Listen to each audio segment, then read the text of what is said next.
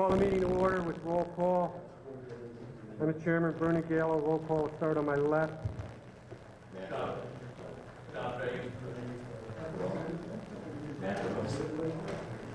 We have 4 members present at the quorum. So everyone please rise for the Pledge of Allegiance. John Sago, lead us in it, please. Pledge allegiance to the flag of the United States of America, and to the republic for which it stands, one nation, under God, indivisible, with liberty and justice for all. Thank you.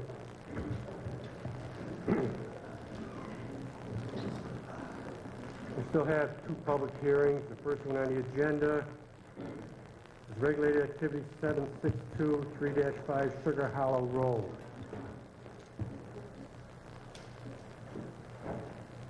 You're right with you, Mr. Chairman.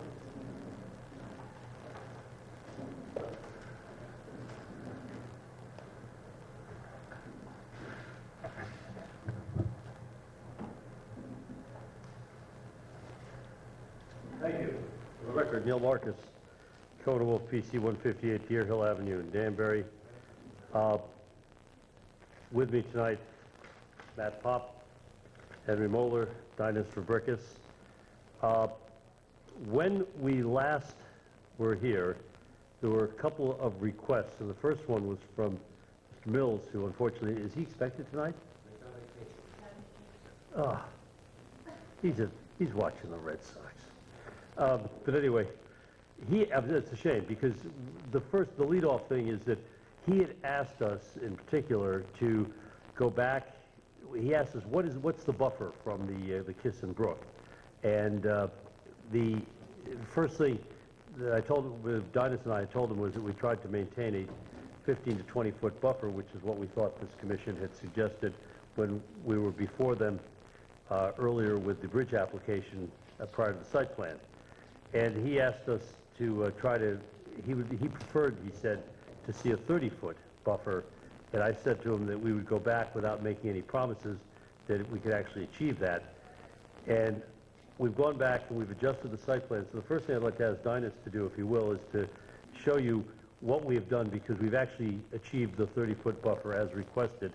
And we've made some other adjustments to the site plan to reflect comments and concerns of the commission with respect to particularly restaurant runoff, and also with respect to how we're going to store and how we're going to store waste for purposes of trash pickup, etc. So, Dinas, why don't you run through that real quick? We'll start there. All right, for the record, Dinas Verbicus, Artel Engineering Group, and as Attorney Marcus had noted, there are specific tasks, I guess, that we were to accomplish for this hearing, and I brought a bunch of documents with me. And the first thing I'll go over with you is exactly as Mr. Marcus had noted, Mr. Mills' request to relocate certain things. And right now I've got the flyer, or the plan that we've been looking at on the board to review it. Again, Mr. Mills had asked that we try and locate our asphalt surfaces 30 feet away from the brook. And what we've done, quite honestly, is made several tweaks to the plan. It didn't seem to be as daunting a task as we initially expected it to be. And basically, we revamped things specifically over in the lower west corner. We narrowed down our driveway to make that 31 feet away, a little more than 31 feet away from the edge of the brook, or it was closer than that. We also eliminated the parking space on this triangular piece of the property. By eliminating the parking space, we were able to narrow the parking road down, and we were able to achieve 30 feet off of the brook. In this location, also narrow down the driveway a little bit. There was also a few separation from the driveway to the edge of the brook. We depicted on the survey map as well. No, it's difficult to see. Sorry. I have plans for you. You could be looking at them right up close. apologize.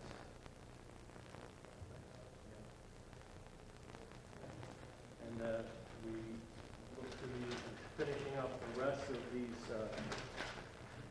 documents for submittal to the commission and also to the planning commission for their review as well by early next week. And I'll take you a step back once again to look to the western edge of the parking lot.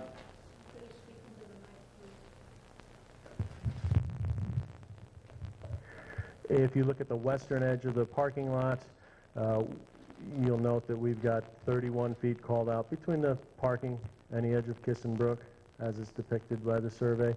And then we go to the triangular piece of property that's located near Bacchus Avenue. You'll note at the three closest points, we're at 30 feet or just a little bit further from the edge of the brook as depicted on the survey. Some other modifications that we've made, we've, as requested by the commission, moved the dumpsters a little bit inward and away from the Kissin Brook, specifically the dumpster that was associated with the restaurant site that was proposed to be located on the western portion of the development. We've also eliminated, there was a patio located to the rear or north side of that building, which we've completely taken away. I'll flip back to the original plan if you wish. So we've taken away this impervious area that was going to be closer to the brook itself. We are proposing trash enclosures for the dumpsters themselves so that we keep them from encroaching any closer to the brook, also as requested by Commissioner Mills.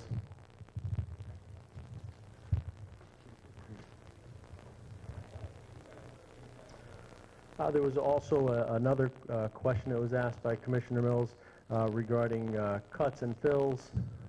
He was concerned, I believe, about the floodplain itself, and he asked about the amount of fill and the composition of fill that we were placing on the parcel on the north side of Kissin Brook, and we've calculated that to be roughly 2,893 cubic yards of fill in the floodplain itself, and the fill would be clean common fill, some gravel, concrete, pavement, the usual materials that would be incorporated in a construction site.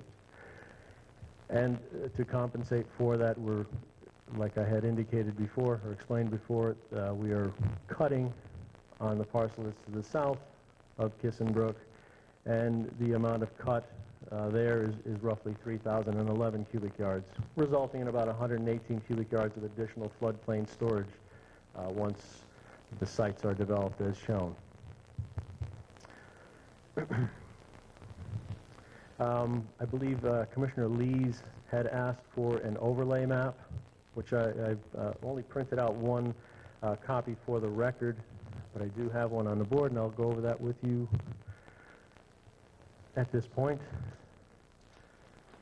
With all these lines and such, it's kind of challenging, and flipping back from map to map, it's kind of tough to see where parking areas currently exist and where they are currently proposed to go. So I've taken this map and I asked staff to indicate in red the extent of the existing asphalt, and I'll just trace my finger along the property along the western edge and now along the northern edge, and you'll see how close the existing parking areas and drive areas are to the wetland and Kissin Brook. And then if you look at the green lines, you'll note that in most instances on the south side of the brook, we have moved our parking areas and paved areas further from the brook. And I think that yes. Please let the record show Commissioner Soriano was here. Thank you. And again, this I've got this map on the board. I can submit it for the record as well, but I have one copy that I've given to staff for the record.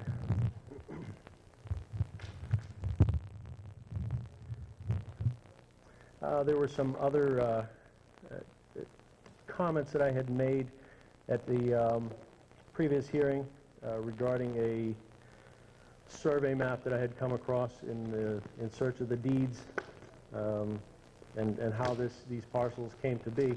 And I noted that it was pretty interesting. It looked like some of the commission members were also interested.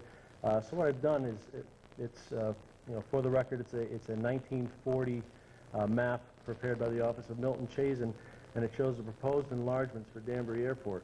And it's kind of interesting just to see how the airport was proposed to be moved, but more importantly, I think it's interesting to note where existing streams used to be going through the airport site, and I guess within some proximity, within 600 to 800 feet, maybe even further from our site, where existing roadways used to be, and also how Kissenbrook was proposed to be changed.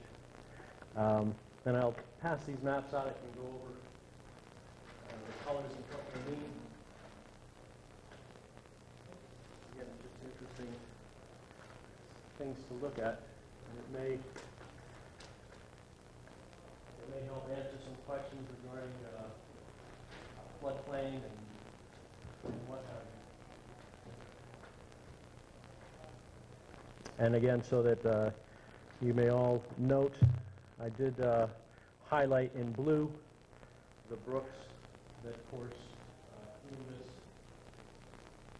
vicinity of Danbury. In purple, I've highlighted roads as they used to exist through this portion of Danbury. And then in orange, you can note how Kissenbrook was actually relocated. It at one time flowed directly through the center of the airport and discharged generally in the direction of the mall site, basically where the ponds are now. And the Kissenbrook was completely relocated and brought to the eastern side of the airport, and generally ran either alongside of where it currently crosses or runs along our site, or generally in that area. It's kind of tough to tell with this reduced size map, but I think it was... Could you give us a better idea where the property is on this map? Titus will try to tell you from the map. I'll tell you by looking at the historical landowners. This map is a timepiece. The Danbury, if you look at where Dinas has drawn a purple line that goes sort of east-west towards the north end of the runway, see where the north arrow is? That's Bacchus Avenue, that purple line. And the intersection of Bacchus Avenue and Seeger Street, as it used to exist way back when I was actually a kid, is that those purple lines all the way up just below the number 709. So that's where Park Avenue would intersect Seeger Street and Bacchus Avenue, basically all at the same spot, not where Park Avenue intersects Seeger Street today. Park Avenue intersects Seeger Street today much further to the northeast than is shown on this map. It would intersect it, if you follow this loop line around to the right, it would intersect up here today, up near the railroad tracks, and Seeger Street would come down and then hang a right turn over the railroad tracks. So Seeger Street and Bacchus Avenue, that whole intersection up until the time they built Interstate 84 back in the 60s, was a much different intersection. But what's absolutely fascinating to me, because I knew that they rechanneled the Kissenbrook from what my father told me, because he grew up there 100 years ago. But I shouldn't exaggerate, he's only 91, so 90 years ago. But today, actually, he's 91. But what's really interesting is that brook is entirely man-made. It is not a brook at all. The Kissenbrook, in fact, never ran behind what is the Marcus Dairy today. That is an entirely man-made drainage channel that was named the Kissenbrook because the Kissenbrook is, in fact, the blue line. So you're looking for the site today. You see where it says Danbury Agricultural Society just below Bacchus Avenue on the purple there? There's a Danbury, it's Danbury AUG Society, or AGR Society. Okay, that if you follow that to the northeast where the Kissin Brook is, you are pretty much where Chichester is.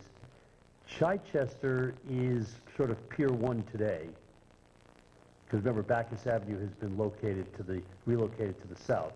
So Chichester is Pier 1, and where those two little squares are, just to the south of Chichester, that's pretty much the Marcus Dairy property, as I can tell it.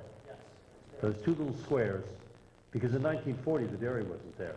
So that was the house that is now the bank building and another building, I'm not sure what it was in 1940. But that's, the Kissin Brook, as we've referred to it, just wasn't there 67 years ago. And what you have now is a drainage brook, a drainage ditch that's been called the Kissin Brook, which leads us to put this whole discussion of floodplain alluvial soil in a completely different light, because you're not talking about alluvial soil that came out of the Kissin Brook. It wasn't there.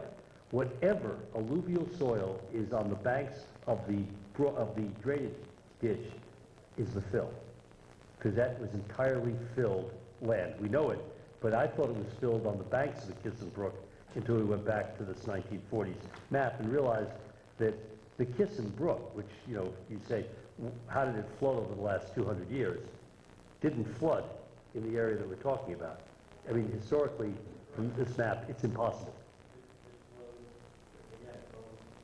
Its headwaters here, which goes generally through the center of the neighborhood, discharge basically where the ponds are located. This map actually, unfortunately, makes Dr. Danzer's entire study somewhat nonsensical, because I'm sure he wasn't aware of this, because if he was aware of it, he would have said, well, this isn't the Kissin Brook at all that I'm looking at. But he didn't know it, I assume, because quite honestly, until we were focused to try to figure out, when we dug our deep holes, why is the soil that we found there what we found there? It's because there was never any brook there. I mean, just, that's what happened. The brook just wasn't there. And it's amazing. And it makes it, it puts it all in perspective now.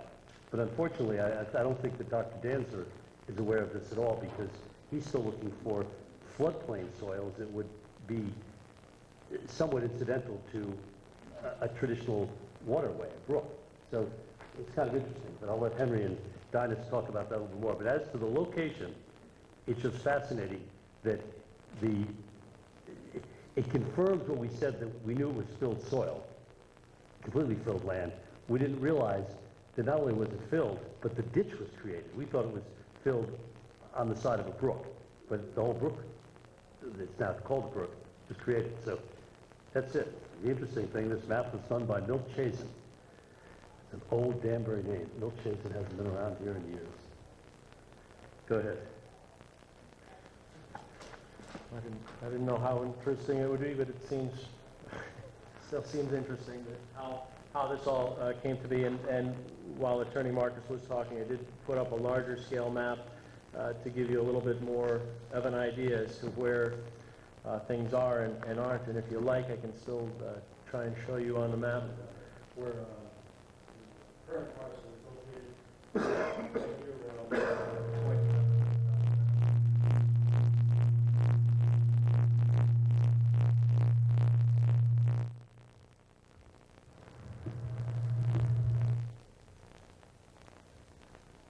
Again, the existing parcel is located right on the right side of the map, as I'm indicating here. And similar to the small documents that I handed out, the coloring is the same. I've approximated where Kenosha Avenue appears to have gone, where Wallingford Road used to go. Also how Bacchus Avenue made its turns, and also I believe there was a dirt road that may have connected at this point here. And of course, in the orange, I do show how, or approximately how, the channel was proposed on that 1940s map. And again, these are approximations, but I think it gives a good idea as to how water used to flow and the banks of the watercourses themselves, and how Kissin Brook was actually just a man-made ditch. And now for some further clarification on the soils, we do have Henry Moeller here, who can talk a little bit more about that. And we also have Matthew Pop, who prepared our landscape plan and wetland enhancement plan, and we were requested at the last meeting to talk a little bit about that, and we'll have Matt explain that a little further. But first, I think we'll bring Henry Moeller up to speak a little bit.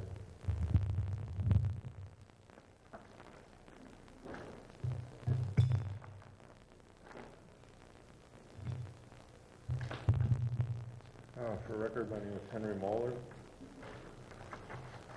The one aspect I think that's very important on this is that some of the drainage classification of the soils is not real apparent in the deep holes. The one real overriding thing here is the fact that there was a deep root penetration in almost all the holes, by trees, by shrubs that were in there. This you do not get in a soil that's saturated on a regular basis. Generally, the roots then are very shallow near the top.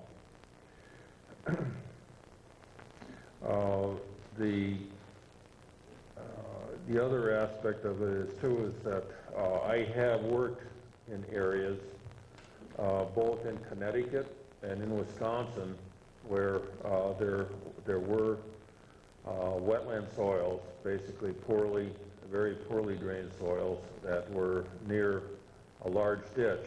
When I say large, I'm meaning anything that is virtually 10 feet, or better below the surrounding surface. And next to a large ditch, the soils simply drain out. You don't have a poorly drained soil next to a deep ditch. It just does not occur. One area I can remember was back in Wisconsin where there was a ditch through an agricultural area. It was all poorly drained soils in a very nearly level area, and virtually there was absolutely no water table in it. I have also seen in Connecticut, there was one particular job. This was located, I'm just trying to think now, it's near West Hartford area, where basically they had cut a ditch, near the West Hartford, near the mall. They had cut a ditch across basically a valley and cut off all the water going to a poorly drained soil that basically the water was just totally cut off. Under those kind of conditions, basically, yes, the soil has all the characteristics of a poorly drained soil, but it no longer functions as a poorly drained soil. And as a basic mapping classification philosophy, I have always mapped and classified soils on the basis of what is it now? Is it functioning as a wetland? And before I take a wetland soil and say, well, it's no longer a wetland, there has to be a very obvious and very drastic change of the surrounding land. Either, for example, a big ditch that basically takes away all the water. On the property, we also have Bacchus Avenue. We have the development of the mall that's all underlain by drainage. Basically, water is completely taken away. Bacchus Avenue is curbed. So they're really virtually the only water that reaches parcel B on the property is direct rainfall. That's all there is there. So that's about all I really am prepared to say. Unless you have any questions, I'll be glad to answer any other questions.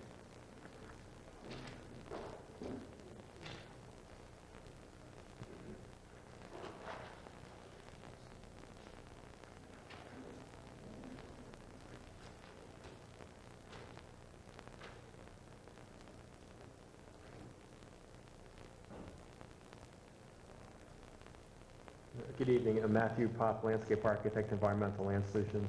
We were responsible for preparing two plans for the project. Let me just get the exact names.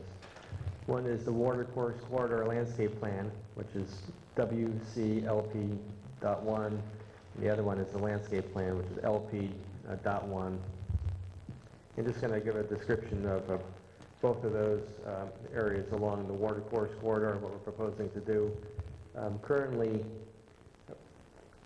near the center of the site, there's lots of small trees that are overhanging the watercourse corridor, watercourse itself, and we're proposing to remove those. I think I counted approximately maybe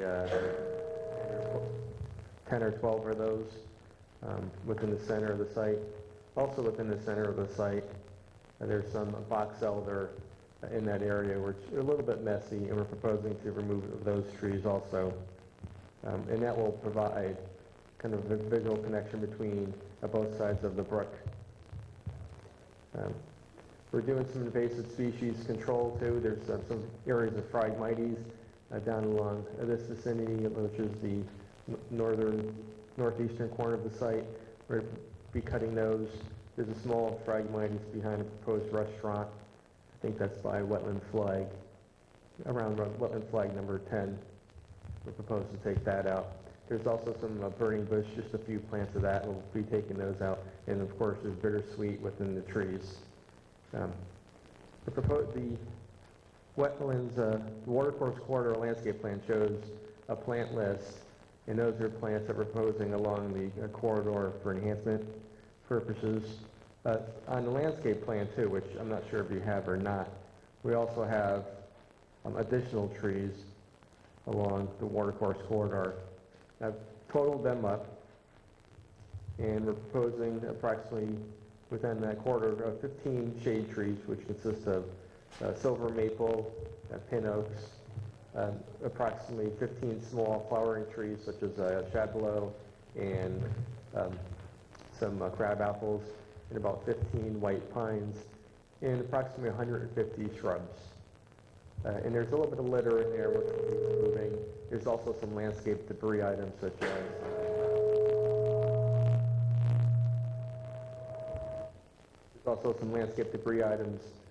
as old plants in their containers that have been placed along the bank, so we'll be taking those out. And that's it. If there's any questions, I'll be happy to answer them.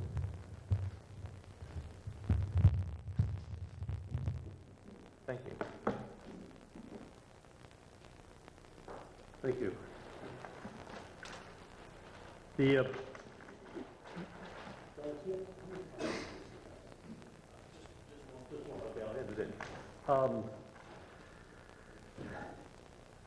I'm going to pass out this real quickly, a response. We received, as you know, Dr. Danzer did a report, and we went back out and dug a lot of holes, and we submitted the information there. We actually invited him to attend the digging, but he was unavailable. We actually didn't realize that Dan was away, because quite honestly, we would like to have been there, but we were rushing to get the 2-week block, and he was gone for a good part of it, so he wasn't there. But we did the dig, and as I say, part of what we did on the dig is that, I told you, I think the last time, that Henry and I go back more than almost 35 years now, when I started doing land use law, and he and Dave Thompson were the only people that were considered authorities in soil science, because they all worked for the federal government. So Henry, looks at this with a lot of experience. Then there was a question whether we should get a second opinion. We brought Bert Lau in, only to find out that Bert Lau goes back longer than Henry. Bert Lau was around actually when God created soil. But he's an old timer too. And with Bert and Henry digging these deep holes and looking at the soil, this map that you're looking at tonight about the history of the, quote, Kissin Brook became more and more imperative, because what we determined was that we were looking for something that you would expect along a riverbank, and it wasn't there. So the question is, why wasn't it there? And so we went to find out, well, the river was never there. That's why the riverbank wasn't there. But since, Dr. Danzer had addressed these issues, we have addressed them as if we were looking for a riverbank, even though quite honestly, I think it's somewhat irrelevant, but I'm going to submit to you, here's a copy for you. Yeah, we pass these around for the record. These are, this is all the response from Bert Lau, addressing the October 23rd memo from Steve Danzer to Dan Baruti. As you'll see that what we now have sort of is a battle of the experts, and we've sort of lost track of the issue that they're battling about. Dr. Danzer wants to do things his way, and Henry and Bert want to do it what I would call as the more traditional way. And it's interesting, I said, well, I'm wondering why that occurred. So I went back, I told you that soil scientists are not licensed by the state of Connecticut. You don't go to the Department of Consumer Protection or any other professional agency and figure out who's a licensed soil scientist. They are recognized by the Society of Soil Scientists of Southern New England, who has a registry. And this is the club by which you determine who is considered to be qualified. And I'm going to give you, and I'm going to submit to you, what's printed out from the registry. We started with the letter A, and we gave up with the letter M. We went A through M, because at that point we figured out all four names that we wanted to look at. And the first one, of course, is, when you see this, I'm going to submit it to you, there's an asterisk. And an asterisk, it says a basic member status requires the educational background outlined for professional member status, but does not meet the 3-year professional experience requirement. That's very important because I now figured out exactly why we're chasing ourselves around in circles on Kissen Brook. So any name on this list that has a asterisk after it denotes a basic soil scientist member, somebody who is educationally qualified but doesn't have the 3 years of professional experience recognized by the registry. So the first name that comes up on this list is, at the bottom of page 2, Stephen J. Danzer, private consultant and municipal employee, with an asterisk. Dr. Danzer is considered to be basically a junior member because he doesn't have the experience. He's got the education to be recognized, but not the experience. If you go to the next page, at the bottom of the next page is S. Thomas Leroy, known to some of us as Scott Leroy, who used to sit here in this position. Scott Leroy, municipal employee, has both the educational qualifications and the experience to be a full member. Yeah, he's well, I'll call a senior member, even though he's a young senior member. And then when you go to the next page, excuse me, if you go just above, 2 lines above Scott Leroy, is Burton Lau, private consultant, again, considered to be a full member. They cite these as over 26 years of experience, and that's, the commission recognizes that. And of course, the reason we went to Bert Lau, one of the reasons is that we knew that he had taught a number of the courses that Scott Leroy had taken. So if you want to figure out what will satisfy the student, you go back and you look to the teacher and see what his comments might be. So we chose Bert on purpose because we felt that if anybody could help figure out what's going on, and he did, it was Bert. And then at the next page, middle of the page, is Henry Moeller, also private consultant, again, more than 29 years recognized by the Institute, or by the registry. So what I started to tell you before is that, I don't fault Dr. Danzer. I wish you were out on the dig and we would have asked him the same questions. We would have looked at these soils and said, well, why do you think if there was a brook here that, a stream for the last 100 or 200 years, that we see these soil types here? Because there's something out of whack here. He wasn't there. And had he been there, and had he should have said, well, is there any map that would show you what created this? And the fact of the matter is, we all knew that at one point the Kissen Brook had been rechanneled. We just didn't realize that it had been moved literally hundreds and hundreds of yards away from where it had been. So what I'm going to suggest to you, first of all, I'm going to submit this to the record because I referred to it. You can all look at it. But what I'm going to suggest to you is that I don't want to get into a battle of the experts because I'm not sure it makes much sense here. What I'd like to do is to focus on the site. What we have determined is that this, in fact, is a floodplain. I mean, there's no question. It's a floodplain by elevation. We've never determined, and it appears now that it never was a floodplain by soil type, because any of the alluvial soils that we found there appear to be part of the fill. And as you'll see in Bertlau's letter, he says, you know, even modeling in these holes, the modeling, which would be the traditional level of the water level, even that is questionable because it's all filled soil. You could have filled with soil that had already shown evidence of modeling.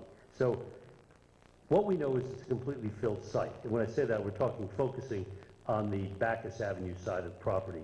In reality, the Sugar Hollow site was all filled too. I mean, there's no question about that either. But we've all been focusing on the environmental impact of development on the Bacchus Avenue site. So I'm going to suggest that for your purposes of analyzing this application, this whole discussion of where the former alluvial soils were is somewhat irrelevant because the Kissing Brook wasn't there. I'm going to ask you to focus on the new firehouse that the city of Danbury built on Kenosha, because I got to tell you, that firehouse was built in the exact same floodplain, along the exact same Kissing Brook.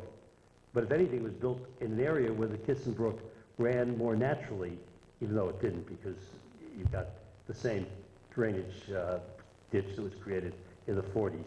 But if you look at that area, we show some, it's where the purple and pink lines intersect in the southeast corner of the Chazen 1940 map. Over in that area, you've got the development that was done for you know, for the city, for the firehouse. And what I'm going to suggest is that if you look at that, to the extent that you determine that that firehouse did not create any real negative environmental impact, you'll come to the same conclusion on this site, because you're basically talking about the same conditions. And the next thing that I'd like to point out is that after the experts, you know, the three soil scientists fight with each other about their methodology, the bottom line is that there's been no suggestion from Dr. Danzer that the proposal that is before you is going to have a negative environmental impact. Most of the discussion among the three soil scientists has to do, as I say, with what method did you use? And, you know, so Dr. Danzer had suggests even in his latest memo that you monitor the groundwater level on this Bacchus Avenue site for a year. But the question is, why would you do that? You're not putting septic systems in there. You're not using that you're using it for flood storage. It's got to be used for flood storage. It'll be flood storage today, and it'll be flood storage tomorrow.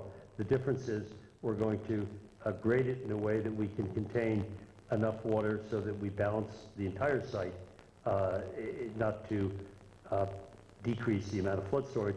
And on top of that, if you look at the whole site, both Sugar Hollow and Bacchus together, we're spending an enormous amount of money to build underground infiltration and storage as well for the floodplain issue. So at the end of the day, I haven't seen anything really in Dr. Danzer's reports that have said, well, the problem with this site is that the building should be moved 100 feet in one direction or another, or that the proposed finished elevations are 3 feet wrong or 2 feet off or whatever. We sort of lost track of why we're here.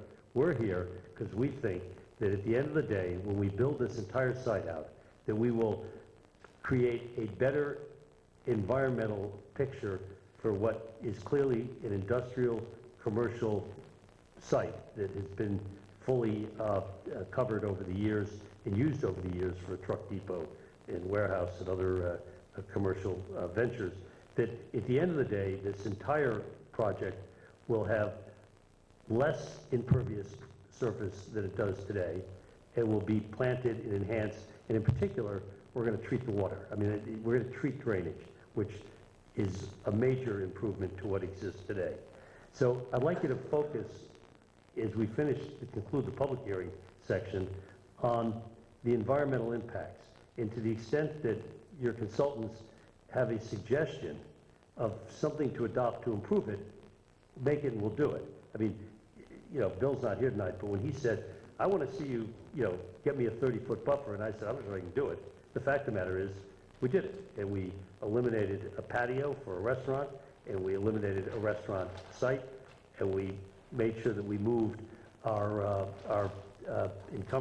enclosures for trash to a place that is going to have the least impact on the drainage, the drainage ditch, which is known as a Kissin Brook. So what you're going to see in this correspondence, and of course in the material that's been submitted by Henry, the material that's been submitted by Bert Lau, is a difference of approach, which I will talk, you know, it's like me and my kids. It's a generational thing. I mean, we've got a generational difference here. I'm not suggesting that Dr. Danzer doesn't know what he's doing. He's just approaching it from a different position. I think that both Bert and Henry, who also, I think, know what they're doing, are approaching it from a more conservative and traditional point of view.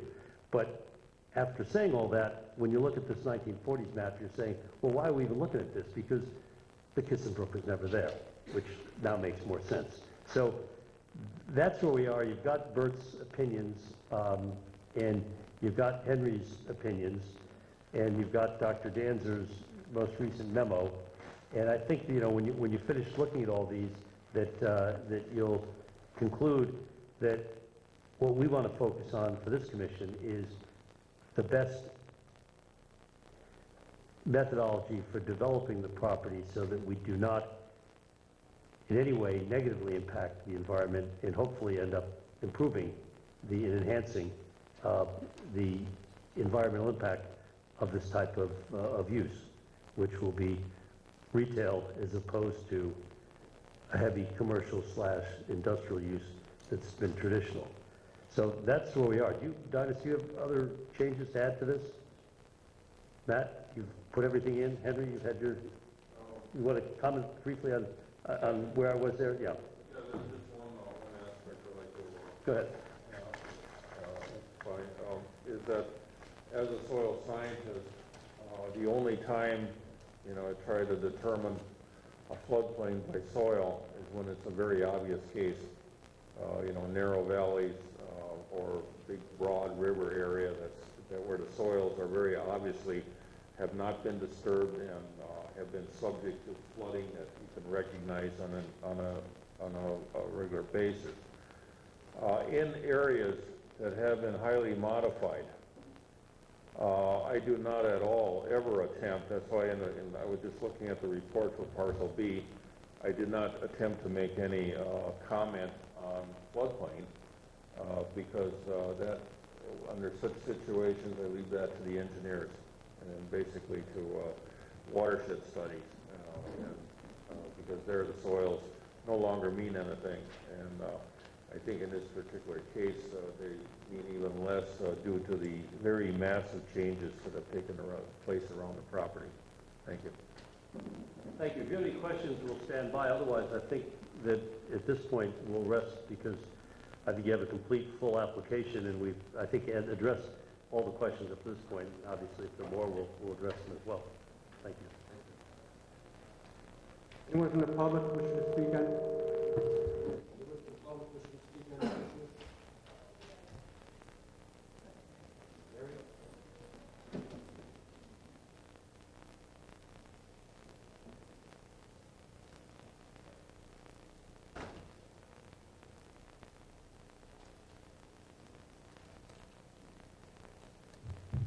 My name is Mary Reynolds. I live at 15 Library Place, Danbury, Connecticut. And I just came quickly tonight, not that I'm against it or anything, to speak for those who can't speak for themselves. And I only got about 2 words. I don't want to take your time.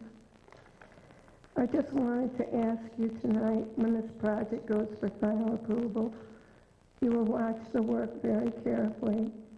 Kissing Brook and the trees that will come down and the vegetation removal that wild birds and creatures depend on, it will mean an awful big change for them. I also want to say that Attorney Marcus at one point said how years ago a lot of this damage to that area was, well, he looked back at John Leahy and Wilma Wright. But what about the years when Marcus Dairy was there and all the trucks were parked in the back? Surely new oil must have seeped into that years and years. Please watch this coming project carefully. And I would like to leave you with a thought tonight. As man proceeds towards his announced goal of the conquest of nature, he has written a depressing record of destruction, directed not only against the earth he inhabits, but against the life that shares it with him, the birds, mammals, fishes, trees, and indeed practically every form of a wild creature, no matter how minute. Thank you very much for giving me your time. I appreciate it.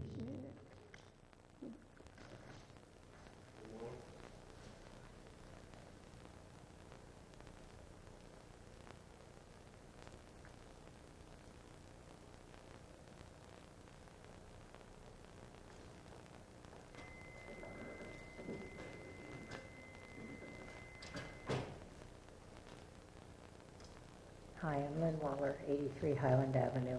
I am not against the project. I'm sorry I was not here for the last batch of meetings. I've had some health problems.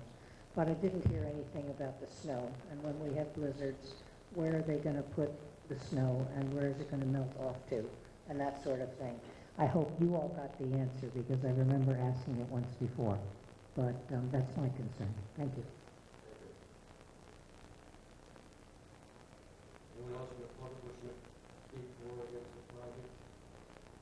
I'd make one note, Mr. Chairman, to Lynn, if I could, is that The applicant did, they did the record. If not, staff? Anything you want to add? For the record, Danbury, the Health Department, I think what staff would request that we continue the public hearing. We've just got all this material tonight, received tonight, and the planting plan, I don't think we've received that yet. So we need time to review all this material. We have no objection to that reasonable request.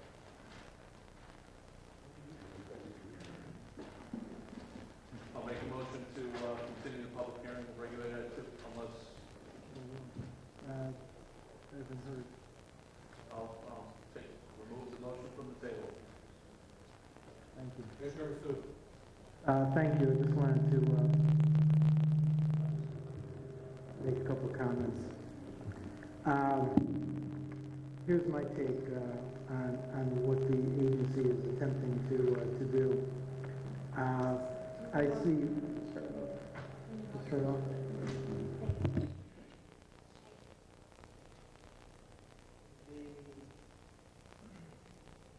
Parcel B right now is a vacant parcel. And the way that I've read the reports so far and the concerns is to determine, and I understand partially where Dr. Danbury is coming from. From my understanding, he's looking to have some monitoring wells installed that will determine the extent of groundwater, the extent of potential or possible flooding in that area. I presume with trying to look for the extent of the flooding because there's now the proposal to place a building and further service in that area.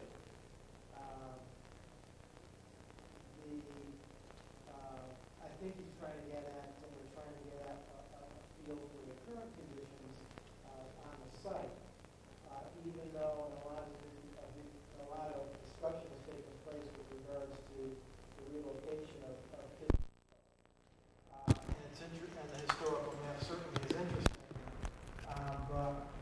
nonetheless, there's enough time has passed in that the brook has found some natural conditions. It has associated wetlands with it. So that runs to me a little counter to the argument in that the brook has been there, again, long enough, and there's been enough flooding and enough hydrology to create an associated wetland. As I can see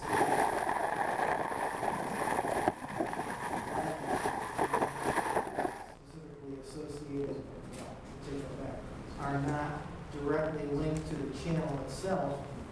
There's I observe on the map the channel and associated wetlands.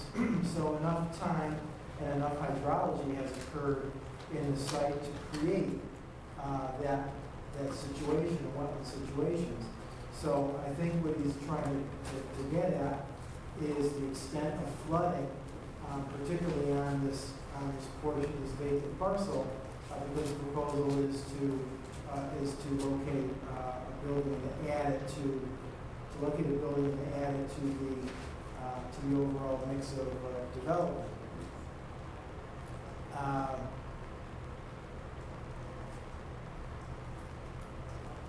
The agency is, I think that part of the concern also has been the agency has a chance to look at and review and shape the development, notwithstanding the fact that the site has by and large been developed and it operates, to a certain degree as a commercial industrial site. That's certainly a given, and that the existing operations go pretty close to the brook. I think that by the fact that, given the fact that the agency is looking at the applicant's proposed kind of a clean slate of development, that the agency is looking to shape that development as best as possible, and of course to protect the resources on the site. Concern has been expressed with regards to the close approximation of development to the brook, to the associated wetlands. And so I think by looking at taking that into account, looking at the vacant parcel, I believe the attempt is to broaden that buffer area to the greatest extent practical.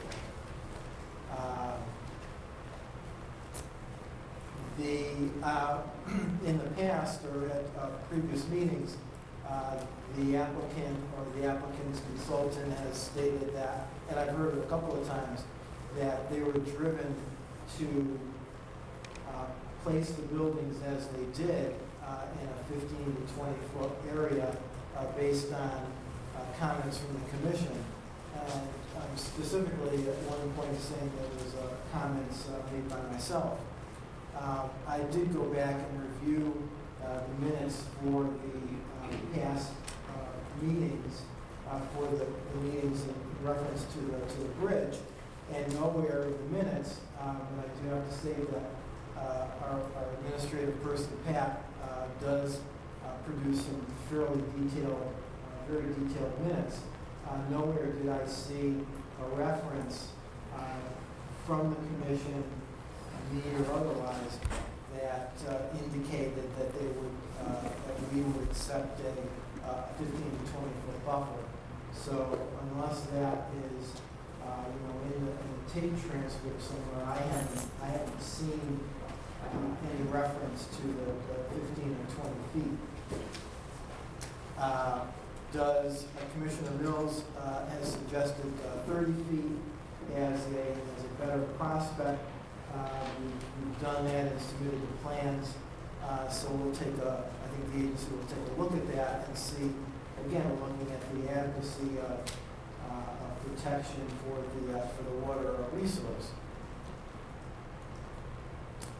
This agency, as everyone well knows, is alternative driven, and this being in particular a public hearing is particularly important.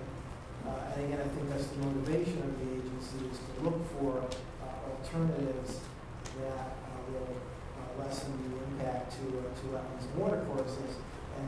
the underlying reason for the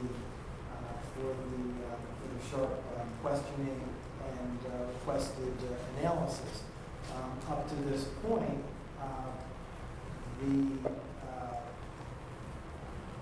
we've been looking at one site plan, and I don't think that there's been a whole lot of alternative analysis proposed or shown to the agency. So again, I think that fact also drives the questioning and drives the need to develop an undeveloped parcel as part of this mix.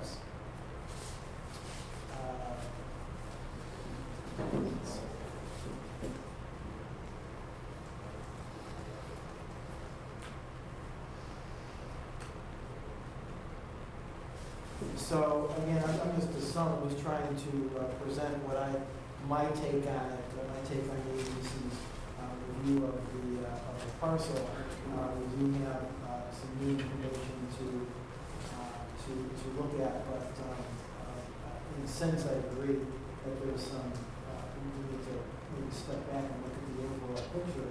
But I just wanted to present some additional comments that might show. Well, I can't speak for others, but for myself as to where I believe the analysis is coming from, the questions that are coming from. Mr. Chairman, since Sue raised a couple of questions before we close, if I could just mark that on. Yeah, real quick. On the issue of the groundwater monitoring wells, Bert Lau's letter, you got to take a look at that. In summary, he says, if the area is a floodplain, then it should flood. Why would monitoring wells add to the surface flooding information? What he's trying to figure out is what the city is trying to determine as to the water table in the ground versus the flooding on the top. Because he says that those two issues are not necessarily related at all. That if you've got surface water ponding on the top, it has really nothing to do with necessarily the depth to water, the groundwater table at the bottom. So in other words, if you found the groundwater table at 4 feet, is that a suggestion that it is or it isn't a floodplain, as opposed to finding it at 6 feet? He said that's what he can't understand. Right, I understand, but I think that the consultant was also looking for buried wetlands. Yeah. That may historically exist underneath what I think everybody acknowledges is extensive amount of permanence going on in that whole area. Okay, well, Again, so I think it's a dual function or a dual role, a dual purpose to installing those monitoring wells. And then again, just a couple of other comments. We'll try to flush that issue out as to what we're looking for with these monitor wells. We'll talk to Dan some more and try to figure out, as I say, a lot of it is how the experts approach the study, but on that issue, our experts quite honestly can't figure out what they're looking for in monitoring wells when the issue is floodplain. But they'll talk about that before the next meeting.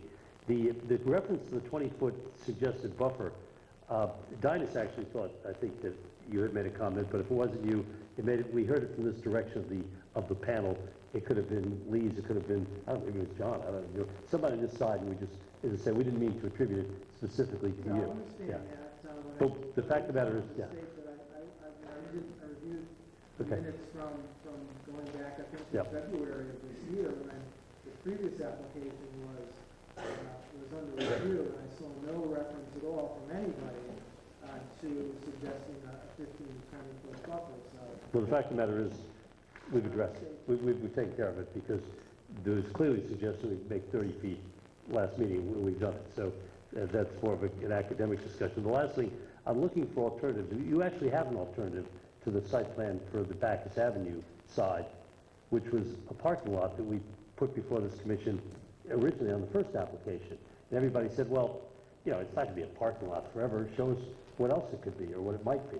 So that's the pad that's there now for a retail store. So if you're saying that a parking lot is a better development, That's returning it to its historic use. When you say that this site was untouched, it was only untouched because I told you the history. It came to the Marcus Dairy as compensation for the land that was taken by the state, the overpasses. But when we received it, it was a parking lot for the Danbury Fair. That's what it was. It was always a parking lot. Well, I didn't say Yeah. it was untouched, I said it was, Unused. parcel. Yeah, vacant was always a parking lot. And we actually said we could return to that, but quite honestly, at this point, I'm not sure that makes a lot of sense. But we will address your comments. I appreciate that you're giving us some more to look at, which we'll do. Thank you, Mr. Chairman. Mr. Marcus. Based on Mary's comments, was a phase 1 or phase 2 study done for this application? We've done We did the phase 2 on a portion of the site. yes. Yeah, that site's pretty clean. We don't see any significant problems. I will tell you that a number of years ago, we found a small waste oil tank that had leaked, nowhere near the Kisson Brook, but up near the garage building. We took it out. We've remediated it under the DEP's auspices. It was a very small tank.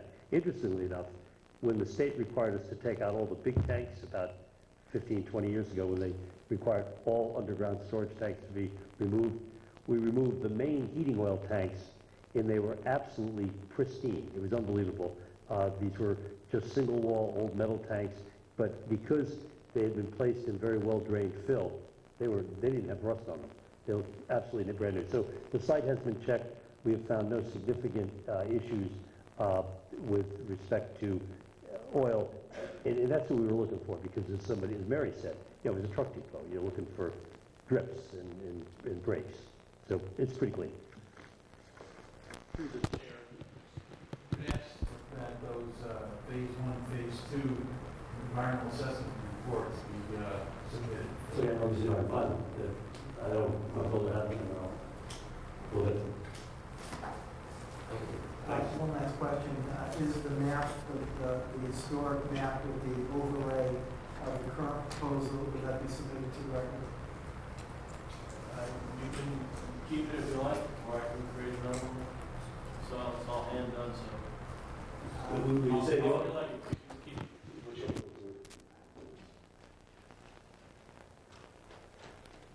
Yes.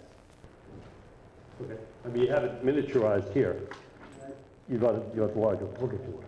And we can bring it back up to the chamber for use, but I'd prefer to have that submitted to the record. Okay. Thanks, Ed. If there's no further objections, I'll make a motion, we continue regulated activity number 762, the public hearing, to the next regularly scheduled meeting, November 14th, I believe.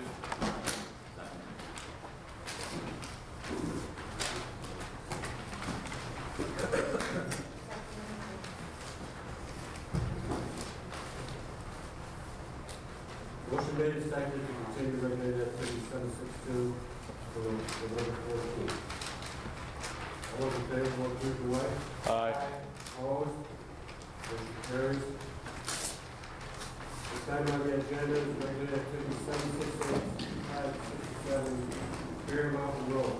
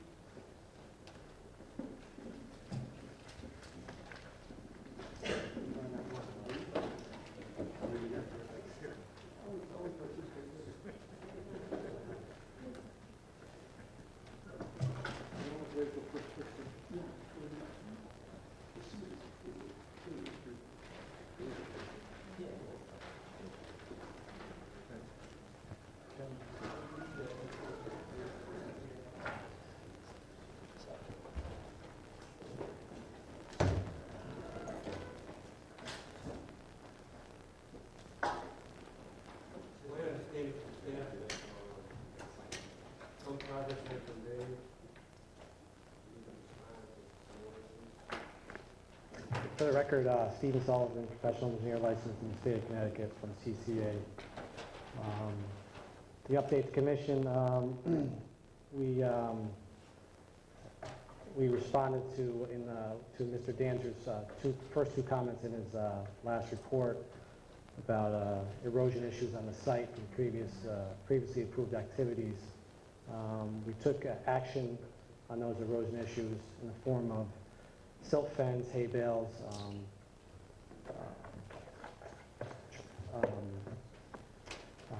seeding and haying disturbed areas. And we met with Danbury and Joe Mead of the Health Department this morning, and they were satisfied with the measures we had taken for those particular topics.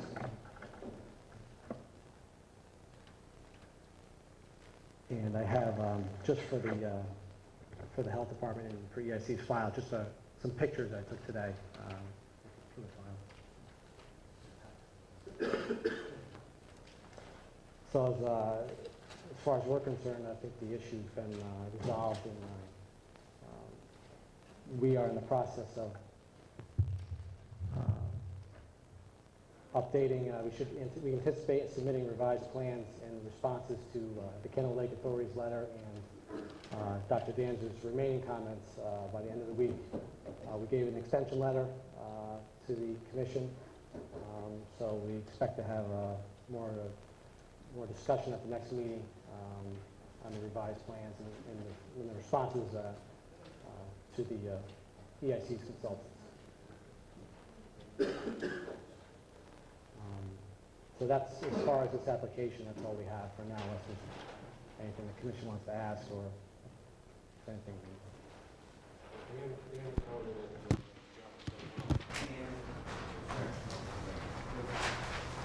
For the record, Danbury Health Department.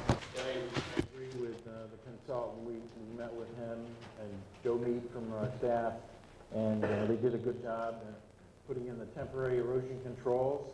And as we spoke before, there is no need to issue notices of violation at this time.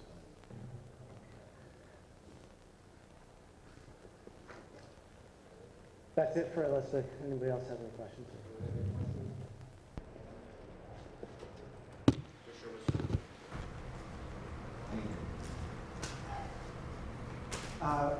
So will you be addressing the other issues?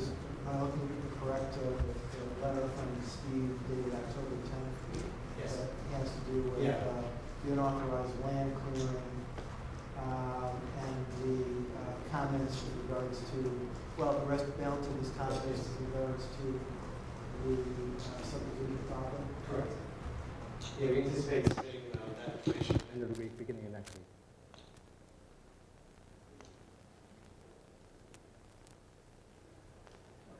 Is it possible to receive that information prior to the meeting? Oh, yeah, your next meeting is not until, I believe, November 14th, so we anticipate submitting that to the ESC's office by the end of the week.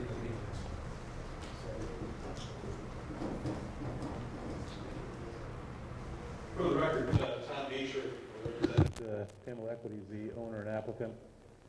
Just wanted to address one concern that was raised in Dr. Danzer's letter.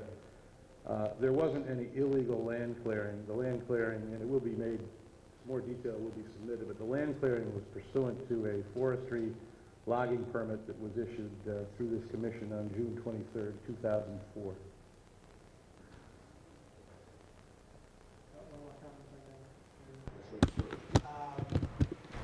Similar comment to a part of what was said previously, this being a public hearing and the agency being driven to not approve an application or charged with not approving an application unless a proven feasible alternative exists. Have we, has the applicant provided any sets of feasible alternatives for the agency to consider, at the very least to show the thought pattern in terms of coming up with the development that's being proposed? Yeah, we, in our original application, submitted, In the project report, there's an environmental narrative detailing or And also in the back of that, there's a conventional subdivision layout. And we compared the conventional subdivision layout versus a cluster subdivision layout. And we met with the health department prior to submitting this application, Mr. Scott Leroy, and he seemed favorable to the cluster layout because of the reduced amount of disturbance overall on the site. And so that's one alternative plan.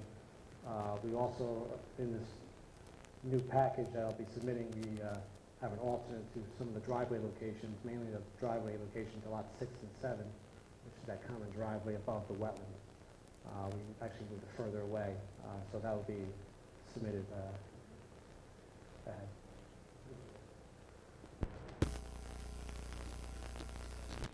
One point you might want to point out to Commissioner Massoud is the fact that the conservation easement goes from a very small portion with the conventional layout and with this cluster subdivision, it's fairly extensive, the acreage that we're talking about, I believe, along Candlewood Lake.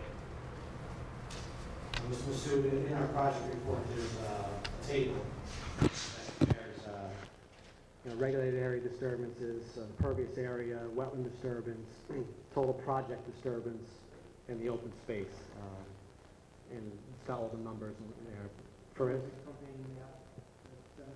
and there's a conventional layout in that package. Anyone else have any further questions? Anyone from the public wishes to speak on this issue?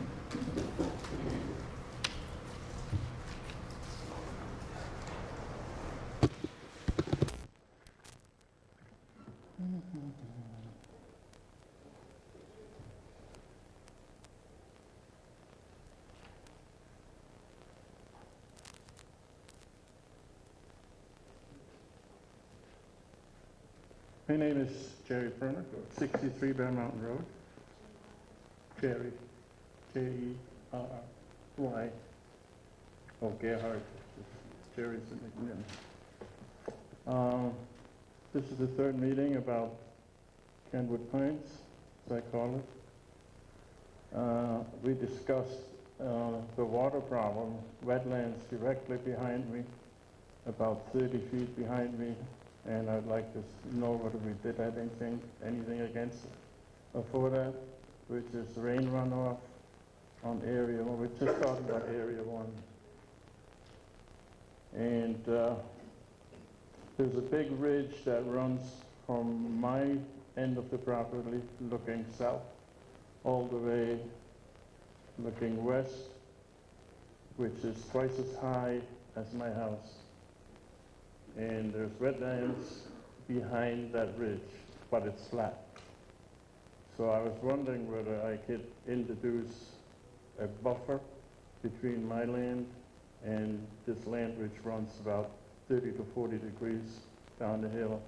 And when we have rain, especially a lot of rain, I get a lot of water in my cellar. So I think we brought it up in the first meeting. There was a wildlife concern, and we do have a lot of wildlife up there, and I have pictures to prove it. Same thing with the wetlands I'm talking about. The question also came up in the first and second meeting about tree removal on that area 1 partial. And I think the big question was the storm drain, which runs from Kenwood Pine entrance all the way down to Buckskin Heights. And it unloads into a house there, number 1, and I think it belongs to Mr. Ibarres. He spoke on that issue on the first meeting. And so I guess I would like to know whether anything can be done, maybe a second plot plan, or whether there's going to be any road work for more water runoff. There was also a question on sewerage water. And I'm not sure where we are with that, if anything.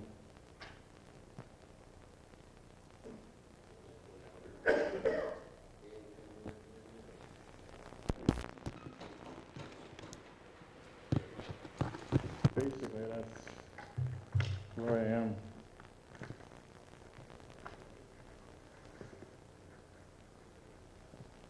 Thank you. As I stated just a while ago, these revised plans will reflect some changes. One of the changes we made one of the analysis I did to Mr. Bruner's property was to see what runoff is going there today and what runoff is going there post-development. And my analysis shows that there's less runoff there'll be less runoff going towards Mr. Bruner's property with the development. So that will reduce the water runoff then into his property. All the septics meet and exceed the State Department of Public Health sanitary code, which is the requirement for septic systems. So again, in the next meeting, we will be able to show the analysis and the changes we made to the plan.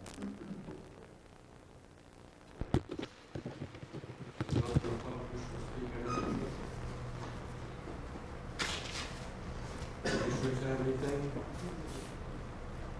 Anything else you need before this? I'll make a motion, we continue public hearing, regulated activity number 768 to the next regular scheduled EIC meeting, November 14th. Motion made and seconded, we continue regulated activity 768 to 11/22/07. All those in favor, motion to go ahead? Aye. Opposed?